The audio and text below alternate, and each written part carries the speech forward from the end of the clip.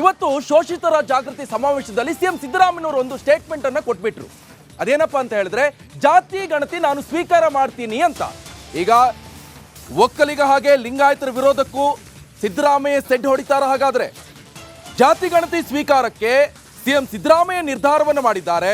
ಆದರೆ ಈಗ ಜಾತಿ ಜನಗಣತಿ ವರದಿ ಒಪ್ತಾರಾ ಡಿಸಿಎಂ ಡಿಕೆ ಶಿವಕುಮಾರ್ ಎನ್ನುವಂತ ಪ್ರಶ್ನೆ ಸವಾಲು ಸ್ವೀಕರಿಸ್ತಾರ. ಹಾಗಾದ್ರೆ ಮುಖ್ಯಮಂತ್ರಿ ಸಿದ್ದರಾಮಯ್ಯ ಜಾತಿ ಗಣತಿ ವರದಿ ಸ್ವೀಕಾರ ಮಾಡ್ತೇನೆ ಅಂತ ಈಗಾಗಲೇ ಸಿಎಂ ಸಿದ್ದರಾಮಯ್ಯನವರು ಚಿತ್ರದುರ್ಗದ ಶೋಷಿತರ ಜಾಗೃತಿ ಸಮಾವೇಶದಲ್ಲಿ ಘೋಷಣೆ ಮಾಡಿದ್ದಾರೆ.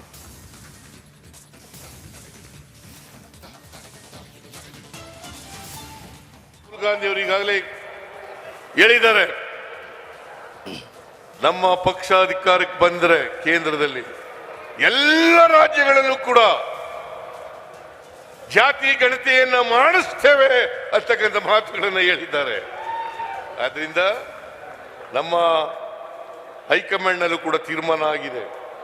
ನಾನು ಅದಕ್ಕೆ ಪಾರ್ಟಿ ಆಗಿದ್ದೆ, ನಾನು ಅಟೆಂಡ್ ಮಾಡಿದ್ದೆ ಆ ಪಾರ್ಟಿನಲ್ಲಿ. ಅದರಿಂದ ನೀವು ಕೊಟ್ಟಿರ್ತಕ್ಕಂಥ ಅನೇಕ ಡಿಮ್ಯಾಂಡ್ಗಳು ಅದಕ್ಕೆ ನನ್ನ ಸಹಮತ ಇದೆ.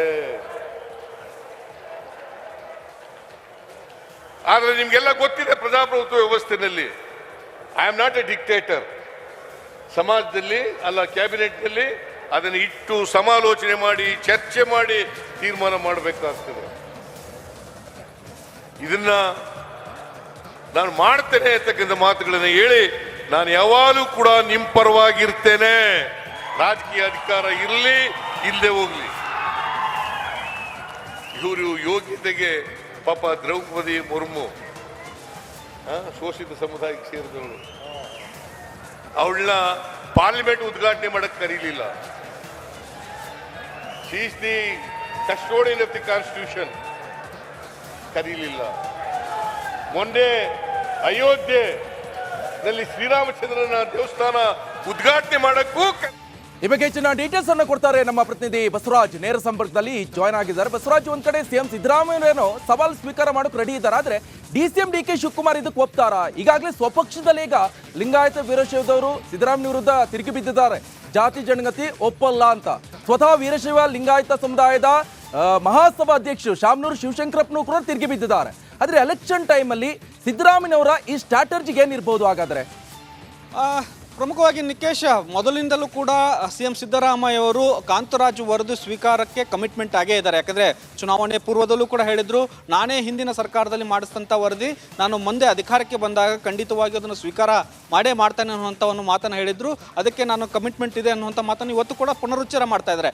ಆದರೆ ಈ ವರದಿ ಇನ್ನೂ ಕೂಡ ಸಿದ್ಧವಾಗಿರಲಿಲ್ಲ. ನವೆಂಬರ್ 24ಕ್ಕೆ ಈ ವರದಿ ಸಲ್ಲಿಕೆ ಆಗಬೇಕಾಗಿತ್ತು. ಆದರೆ ಮತ್ತೆ 2 ತಿಂಗಳ ಕಾಲ ಅದನ್ನು ಅವಧಿ ವಿಸ್ತರಣೆ ಮಾಡಿ ಈ ತಿಂಗಳ ಕೊನೆಗೆ ಅದನ್ನು ಅವಧಿ ವಿಸ್ತರಣೆ ಮುಗಿತಾ ಇದೆ. ಆದರೆ ವರದಿ ಕೊಡ್ತಕ್ಕಂತಹದ್ದು ಈಗಾಗಲೇ ಜಯಪ್ರಕಾಶ್ ಹೆಗಡೆ ಅವರು ಆಯೋಗದ ಅಧ್ಯಕ್ಷರಿದ್ದಾರೆ, ಅವರು ಕೊಡೋಕೆಲ್ಲ ಸಿದ್ಧತೆಗಳನ್ನು ಮಾಡ್ಕೊಂಡಿದ್ದಾರೆ. ಆದರೆ ಇಲ್ಲಿ ಪ್ರಮುಖವಾಗಿ ನಮ್ಮ ಸಮುದಾಯಗಳಿಗೆ ಒಂದಷ್ಟು ಹಿನ್ನಡೆ ಆಗುತ್ತೆ ಅಂತ ಒಕ್ಕಲಿಗರು, ಲಿಂಗಾಯತರು ಇದನ್ನ ವಿರೋಧ ಮಾಡ್ತಾ ಇದ್ದಾರೆ. ಅದಕ್ಕೆ ಸರ್ಕಾರದ ಭಾಗವಾಗಿದ್ದಂಥವರೇ ಅದಕ್ಕೆ ವಿರೋಧವನ್ನು ವ್ಯಕ್ತಪಡಿಸಿ ಸಹಿ ಕೂಡ ಹಾಕಿದ್ರು.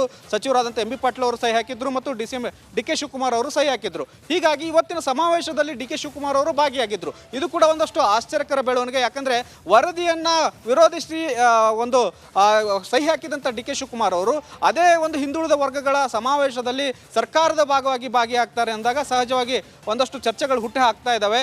ಆದರೆ ಈಗ ಸದ್ಯ ವರದಿಯನ್ನು ಸ್ವೀಕಾರ ಮಾಡೋಕೆ ಸರ್ಕಾರ ಕೂಡ ಸಿದ್ಧತೆಯನ್ನು ನಡೆಸ್ತಾ ಇದೆ. ಆದರೆ ಸರ್ಕಾರ ಸಿದ್ಧತೆಯನ್ನು ನಡೆಸ್ತಾ ಇದೆ. ವರದಿ ಸ್ವೀಕಾರ ಆದಮೇಲೆ ಅದು ಸಾರ್ವಜನಿಕವಾಗಿ ಅದು ಒಂದು ಹೊರಗಡೆ ಬಂದ ನಂತರ ಏನೆಲ್ಲ ಚರ್ಚೆ ಆಗುತ್ತೆ ಅನ್ನುವಂಥದ್ದು ಬಹಳ ಪ್ರಮುಖ ಆಗುತ್ತೆ. ಮತ್ತು ಇದನ್ನು ವಿಧಾನಸಭೆಯಲ್ಲಿ ಮಂಡಿಸಿ ಅದನ್ನು ಸ್ವೀಕಾರ ಮಾಡಿದ್ದನ್ನು ಅಂಗೀಕಾರ ಮಾಡ್ತಾರಾ ಅನ್ನುವಂಥದ್ದು ಸರ್ಕಾರ.